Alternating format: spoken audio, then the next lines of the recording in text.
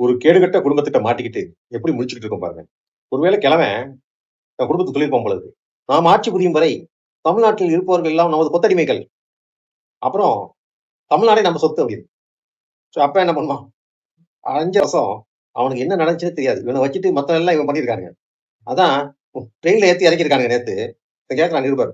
Sir எங்கருந்து வரீங்க? ட்ரெயின்ல இருந்து வரேன் அப்படிங்கிறாரு. துண்டு சீட்ல எழுதி குடுக்கல. எழுதி குடுத்தாலே உளறலு. அப்பதான் ஒரு திடீர்னு ஞாபகம் வந்துச்சு. ஏதோ ஊருக்கு பரப்புரைக்கு போயிருந்தாரு. அப்பா பேரு அப்படிங்கிறாரு. பையன் குழந்தைய கொடுத்து பேர் வைங்க அப்படிங்கிறான். அந்த அம்மா ஒரு முஸ்லீம் பொண்ணு. ஏதோ ஜாவிடோ, ஜமீலோ ஏதோ பேர் சொல்லுது. ஜெயகடாவா? ஜெயகடா பையனுக்கு கருணாநிதி என் பெயரை வைக்கிறேன்னு சொல்லிட்டு முஸ்லீம் பிள்ளைக்கு கருணாநிதி பெயரை வச்சுட்டு வந்துட்டார். இதான் இவங்களோட பகுத்தறிவு. சோ மகன் ஒருத்தவன் இருக்கான். அவனை எப்படியாவது முதல்வராக்கணும்னு துடிச்சுக்கிட்டு இருக்காருங்க. அவனோட ஹிஸ்டரி பாத்தீங்கன்னா 45 வயசுங்க இன்னைக்கு. 5 வருஷம் முன்னாடி இருக்கும் நினைக்கிறேன். தோலுக்கு மேல பையன் வளர்ந்துட்டான்.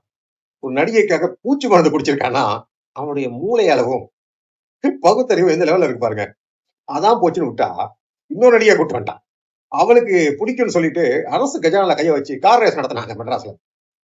சரி அதுவும் போகும். அதுக்கப்புறம் அவன் வந்து தெருநாயை கொஞ்சிக்கிட்டு இருந்தான். இதுக்குன்னு அங்கிருந்து வந்தா இது துபாயில இருந்து வந்தானுங்க. அவனுக்கு தெருநாய் பிடிக்கும் என்பதற்காக நான் தெருநாய் எல்லாம் இருக்கக்கூடாது ஒழிக்கணும். ஏன்னா மக்கள் ரொம்ப அவதிப்படுறாங்க. குழந்தைகள் இருந்து கொண்டிருக்கீங்கன்னா பெரும் பாடு. அப்புறம் வனவிலங்குகள்லாம் அழிச்சுக்கிட்டு இருக்காது. இன்வேசிவ் ஸ்பீசிஸ் சீமை கருவேல மாதிரி தான் தெருநாய். பெருகிட்டே இருக்கும் சாப்பாடு போட போற. அதான் சாப்பாடு போட வேணாம் சொல்றது. இந்த நாயை பிடிச்சி முத்தம் கொடுத்துட்டு இருந்தாலா நான் வந்து இந்த நாயை போய் வேணும்னு சொல்லி என்ன என் மேல ஒரு எஃப்ஐஆர் போட்டு பொய் எஃப்ஐஆர் போட்டு என்ன தூக்கி தான் உள்ள வச்சுட்டாங்க. இந்த குடும்பம் திரும்ப ஆட்சிக்கு வரணும். சோ இந்த என்ன சொல்றது எலெக்ஷனை பொறுத்த வரைக்கும் நீதிக்கும் அநீதிக்குமானது. சங்க பரிவாருக்கும் போல இப்பதான் அறிவு வந்திருக்கு. எடப்பாடியார் ஜெயிக்க போறான்னு இப்பதான் உளவுத்துறை இன்ஃபர்மேஷன் கொடுத்துருக்கும் போல இருக்கு. உடனே டிஜிபி மாத்துறானுங்க, கமிஷனர் மாத்துறானுங்க, டிவேக்ல டிஜிபி எல்லாம் பண்ணிட்டு இருக்காங்க. அவங்களுக்கு கொஞ்சம் புத்தி மட்டும் நான் நினைச்சாங்க எதுக்கு எடப்பாடியார் ஜெயிக்க வைக்கணும்னு நினைச்சுக்கிட்டா எடப்பாடியார் ஜெயிக்க போறான்னு தெரிஞ்சோன்னே சரி ஒத்து ஊதுவானு. இவங்க ஒரு மாசம் முன்னாடி இதெல்லாம் மாத்திட்டு எஃப்ஐஆர் போட்டு நிறுவனத்துக்கு உள்ள வச்சிருக்கணும்.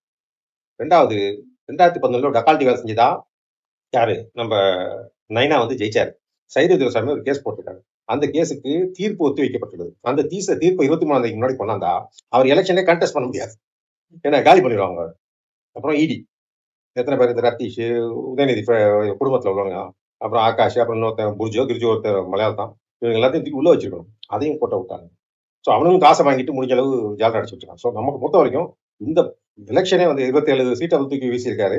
அந்த 4 சீட் கூட ஜெயிக்க மாட்டாங்க. ஸோ அது வீணா போனதான் நினைச்சுக்கோ.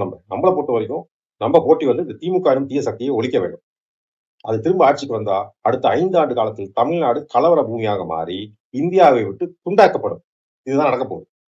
அதை எதிர்ப்பதற்காக ஒவ்வொரு ஓட்டும் சிதறப்படாதுங்க. சரி ஜெயிக்கிற கட்சிக்கு தான் போடணும். நீங்க எடப்பாடி ஜெயிக்க போறான்னா அவர் கையை வலுப்படுத்த தான் போட்டுட்டே இருக்கணும் அந்த ஓட்டை. இப்ப சீமான் விஜய் வந்தார், நல்லா டான்ஸ் ஆடுறார், நல்லா பாட்டு பாடுறார், இத்தனை வருஷமா சினிமா நடிச்சவங்க எல்லாம் குதிகரிக்க வைத்தார். அதுக்கெல்லாம் ஓட்டு போட முடியாது. இப்ப போட வேண்டிய ஓட்டு வந்து நாட்டு நிலைமையை புரிஞ்சு அடக்க ஒடுக்கமா ஜெயிக்க வேண்டிய எடப்பாடியார் அவருக்கு போடணும். ஸோ ஓட்டை சிதற விடாதீங்க. ஏன்னா இஷ்டத்துக்கு உங்களுக்கு ஆசை இருக்கலாம், விஜய் மேல அண்ணன் தீமான் மேல பாசம் இருக்கலாம், அதெல்லாம் ஓகே இருந்துட்டு போட்டோம். ஆனா இது எடப்பாடியாரை வைக்க வேண்டிய தேர்தல். 2வது நீதிக்கும் அநீதிக்குமாக. அநீதி அட்டூழியங்கள், கஞ்சா, மெத்து, கனிம கொள்ளைகள், கிட்னி திருட்டு, பாலியல் வன்கொடுமைகள், சிறுமியருக்கான பாலியல் வன்கொடுமை, இதெல்லாம் அட்டூழியம். அது மட்டும் இல்லாம எவன் பேசுறானோ அவனத்துக்கு உள்ள வச்சு நோக்குறது, சவுக்க திரும்பத்துக்கு உள்ள வச்சு குண்டாஸ் போட்டு வச்சிருக்காங்க. இந்த சைக்கோ கும்பல்கிட்ட இருந்து நம்மளை காப்பாற்றுறது நம்மளாலதான் முடியும். அதனால கையெடுத்து கும்பிடுறேன், ஒவ்வொரு ஓட்டையும் சிதறாம ரெட்டை இலைக்கே போடுங்க. ஏன்னா ரெட்டை இலை இதுவரைக்கும் தமிழ்நாட்டுக்கோ தமிழ் மக்களுக்கோ பாதகம் செஞ்சதில்லை. ஆனா இந்த குடும்பம் 2016 ஜெயலலிதா அம்மையார் ஆட்சிக்கு வந்த பொழுது கூட என்ன செஞ்சாரு? இவங்க அத்தனை ஊர்ல இருக்க நிலத்தெல்லாம் புடிங்கிட்டாங்க. அந்த நிலாபரிப்பெல்லாம் கண்டுபிடிச்சு அந்த உண்மையான நபர்களுக்கு கிழமைகளை எல்லாம் வச்சிருந்த நிலத்தெல்லாம் புடிங்கிட்டாங்க. பத்திரத்தை முன்னாடி கார்ல வச்சுட்டு போய் ஊர்ல இருக்க மாட்டி மாட்டி புடுங்கினாங்க. இதான் பண்ணாங்க.